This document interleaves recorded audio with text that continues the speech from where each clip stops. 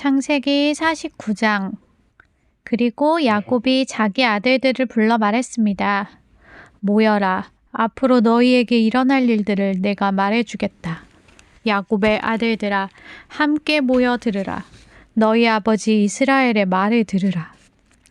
르우벤아, 너는 내 맏아들이며 내 힘이며 내 기력의 시작이다. 위엄이 첫째고 힘이 첫째다. 그러나 내가 끓는 물의 거품과 같아서 뛰어나지 못할 것이다. 이는 내가 내 아버지의 침대, 곧 내 침대에 올라 그것을 더럽혔기 때문이다. 시므온과 레위는 형제다. 그들의 무기는 폭력의 도구다. 내 영혼이 그들의 모임에 들어가지 않으며 내 혼이 그들의 집회에 참여하지 않을 것이다. 그들이 분노로 사람을 죽였고 자기들의 마음 내키는 대로 황소의 힘줄을 끊었다. 그들의 분노가 맹렬하고 그들의 진노가 잔인하니 저주를 받을 것이다. 내가 야곱 족속 가운데 그들을 나눠 놓으며 내가 이스라엘 족속 가운데 그들을 흩어 놓을 것이다. 유다여, 내가 내 형제들에게 칭송을 받으며 내 손이 내 원수들의 목을 잡기를 바란다. 내 아버지의 아들들이 내게 절할 것이다. 유다는 사자 새끼다. 내 아들아, 내가 사냥한 먹이 위로 일어섰구나. 그가 웅크리니 사자 같으며 그가 암사자처럼 엎드리니 누가 감히 그를 일으켜 세우랴. 규가 유다에게서 떠나지 않고 동치자의 지팡이가 그의 발 사이에서 떠나지 않으리니 실로께서 오셔서 백성들이 그에게 복종할 때까지다. 유다가 나귀를 포도나무에 매며 새끼 나귀를 가장 좋은 가지에 맬 것이다. 그가 자기 옷을 포도주에 빨며 자기 겉옷을 붉은 포도주에 빨 것이다. 유다의 눈은 포도주보다 진하고 그의 이는 우유보다 힐 것이다. 수불론의 바닷가에 살 것이다. 그는 배를 대는 항구가 되며 그의 영토는 시돈까지 이를 것이다. 이사갈은 양의 우리 사이에 웅크리고 있는 튼튼한 나귀다. 그가 아늑한 안식처와 안락한 땅을 보게 되면 그 어깨를 낮춰 짐을 지고 종이 돼 섬길 것이다. 다는 이스라엘의 한 지파로서 자기 백성을 심판할 것이다. 다는 기류의 뱀이요 기류의 뿔 달린 뱀이다. 그가 말에 뒤꿈치를 물어 그것을 타고 있는 사람을 뒤로 넘어지게 할 것이다. 여호와여, 제가 주의 구원을 기다려왔습니다. 갓은 적들의 공격을 받을 것이다. 그러나 그가 도리어 그들의 발꿈치를 공격할 것이다. 아셀의 빵은 풍성해 그가 왕을 위해 진수성찬을 낼 것이다. 납달리는 풀어놓은 암사슴이어서 아름다운 소리를 발할 것이다.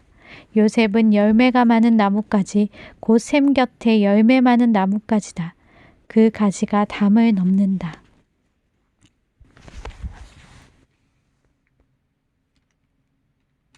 활 쏘는 사람들이 그를 맹렬히 공격하며 활을 쏘고 그에게 원한을 품어도 그의 활은 팽팽하고 그의 강한 팔은 야곱의 힘있는 사람의 손에 의해 곧 이스라엘의 반석이신 목자의 이름으로 민첩하게 움직인다.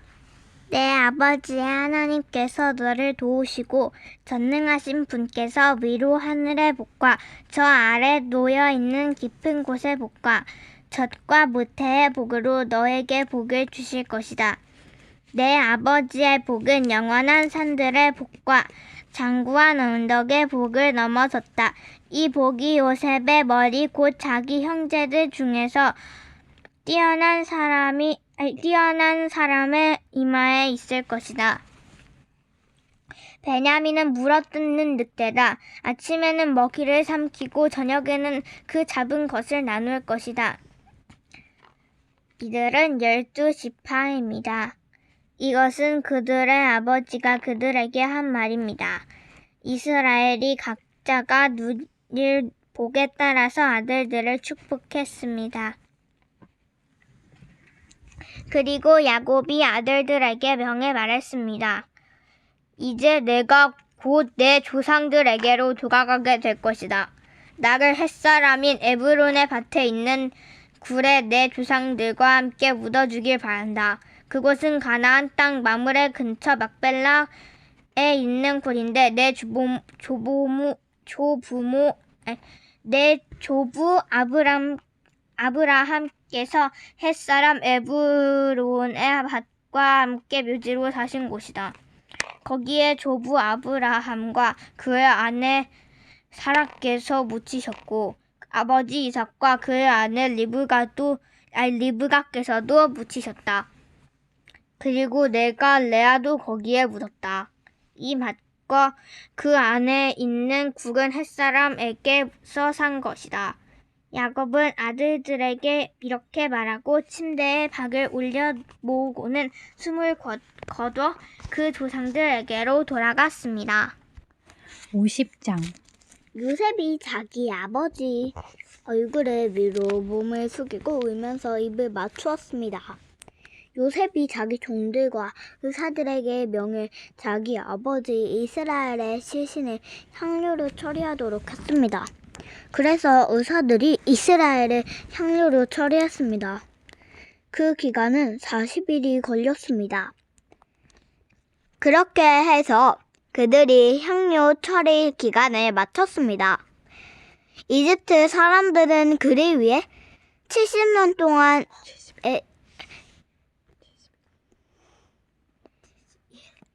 70일 동안 애도했습니다. 그를 위한 애도 기간이 끝났을 때 요셉이 바로의 궁에 알렸습니다.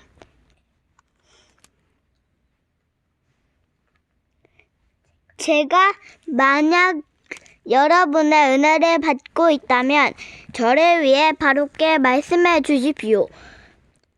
제 아버지께서 제게 맹세하시면서 제가 죽으면 내가 가나안 땅에 파놓은 무덤에 나를 묻어다오 라고 말씀하셨습니다.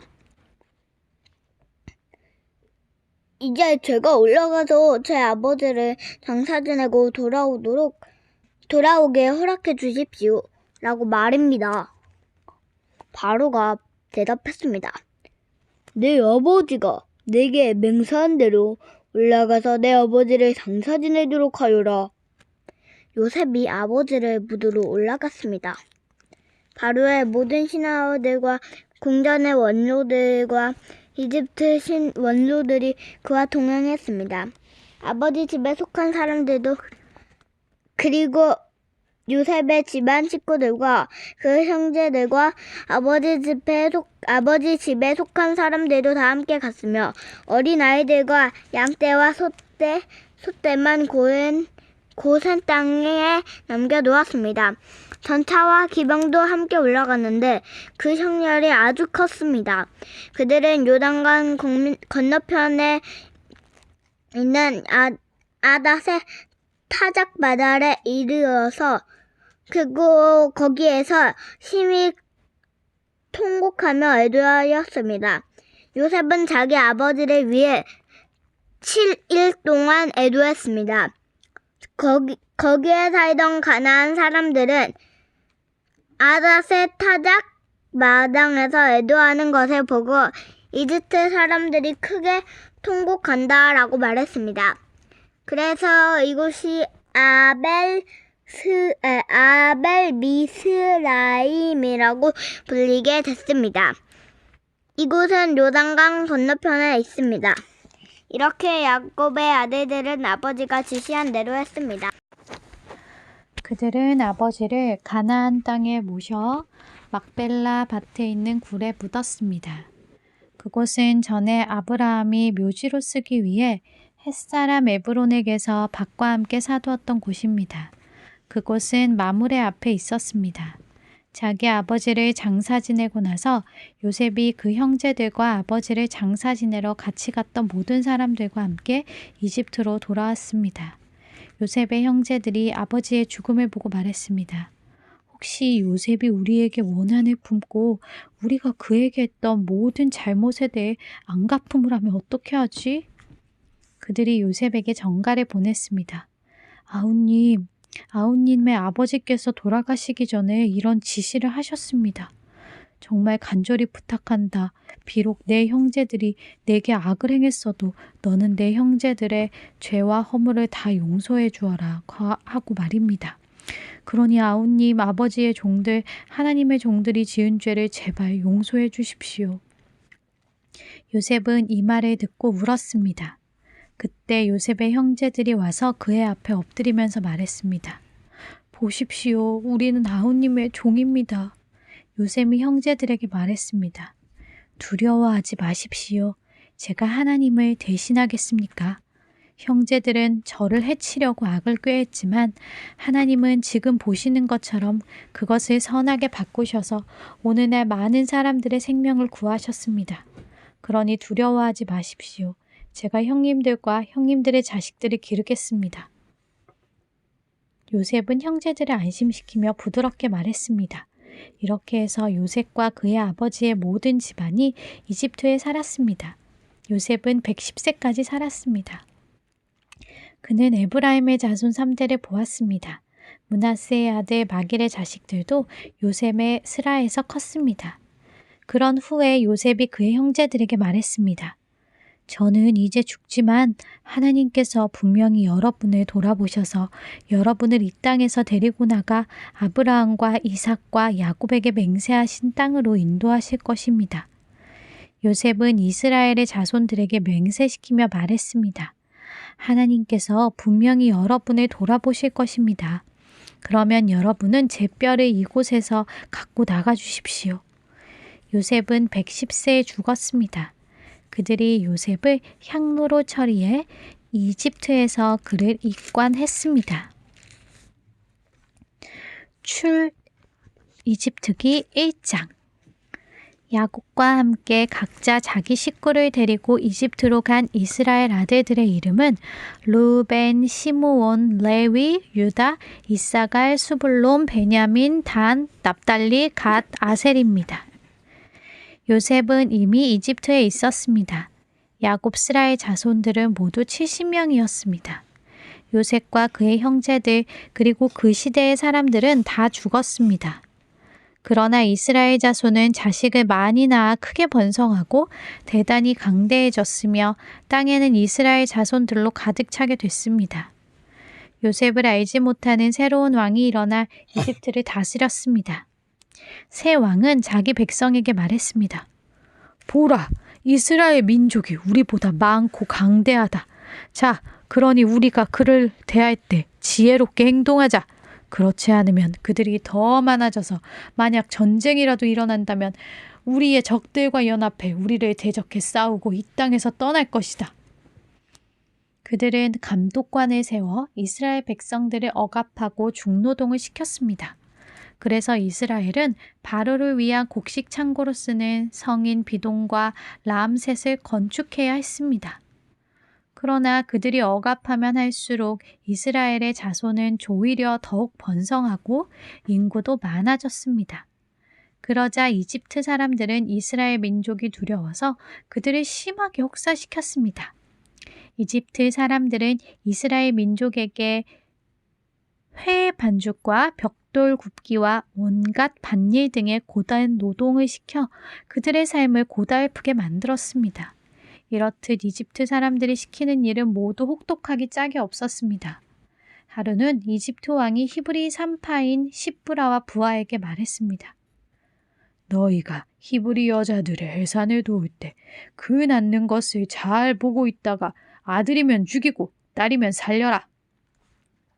그러나 이 산파들은 하나님을 경외했기 때문에 이집트 왕이 시키는 대로 하지 않고 아들이라도 살려주었습니다. 그러자 이집트 왕이 그 산파들을 불러 너희가 왜 이렇게 했느냐? 왜 아들들을 살려주었느냐? 하고 물었습니다.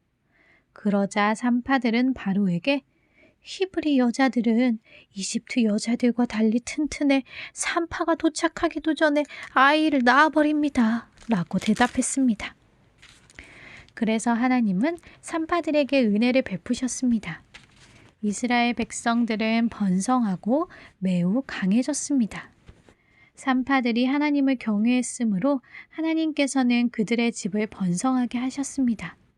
그러나 바로는 모든 백성들에게 아들을 낳으면 다 나일 강에 던져버리고 딸이면 살려두라고 명령을 내렸습니다. 2장. 그때 레위 지파의 한 남자가 레위 사람의 딸과 결혼하게 됐습니다. 여자가 임신해 아들을 낳았는데 그 아기가 너무 잘생겨 3개월 동안 숨겨두고 키웠습니다.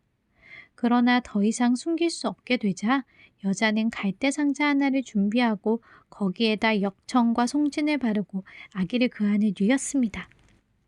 그리고 갈대 상자를 나일 깡뚝을 따라 나 있는 갈대 사이에 두었습니다. 아기의 눈 안을 멀찌감치 서서 어떻게 될지 지켜보고 있었습니다.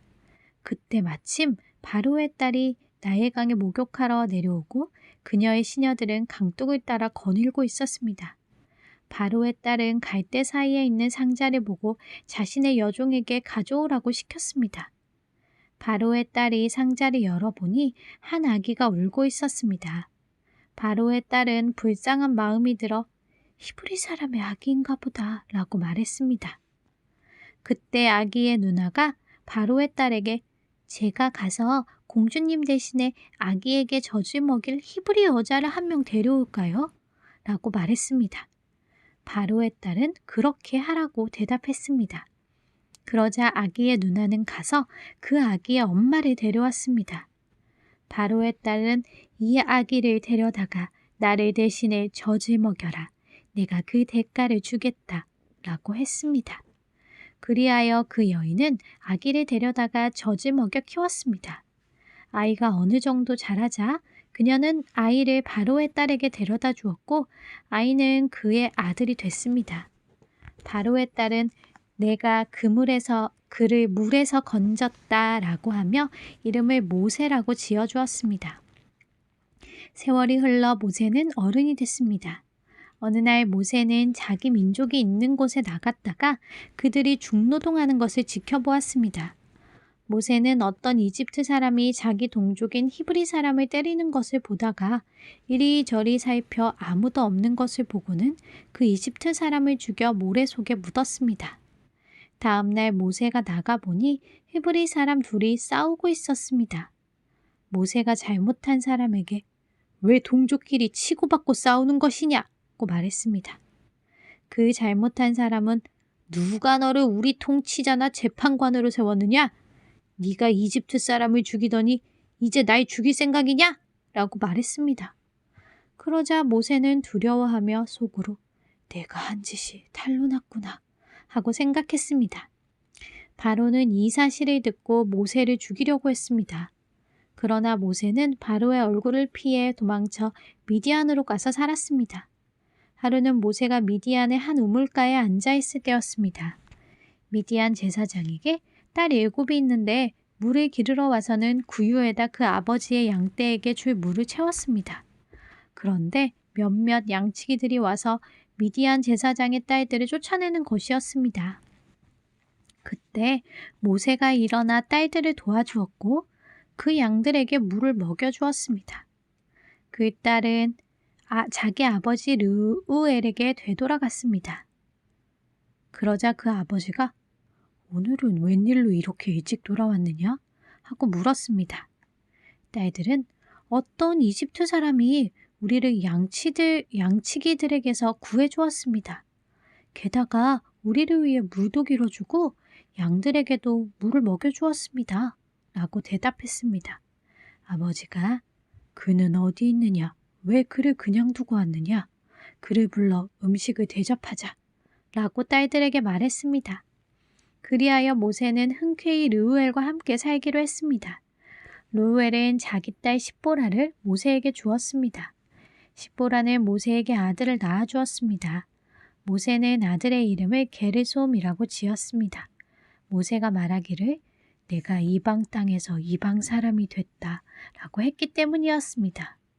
오랜 세월이 흘러 그 이집트 왕이 죽었습니다. 이스라엘 민족은 중노동으로 인해 신음하며 울부짖었습니다. 그러자 이스라엘 민족의 울부짖는 소리가 하나님께 이르렀습니다. 하나님께서는 이스라엘 민족의 신음소리를 들으시고 아브라함과 이삭과 야곱과 맺은 언약을 기억하셨습니다. 하나님께서는 이스라엘 백성들을 보시고 그들에게 관심을 기울이셨습니다.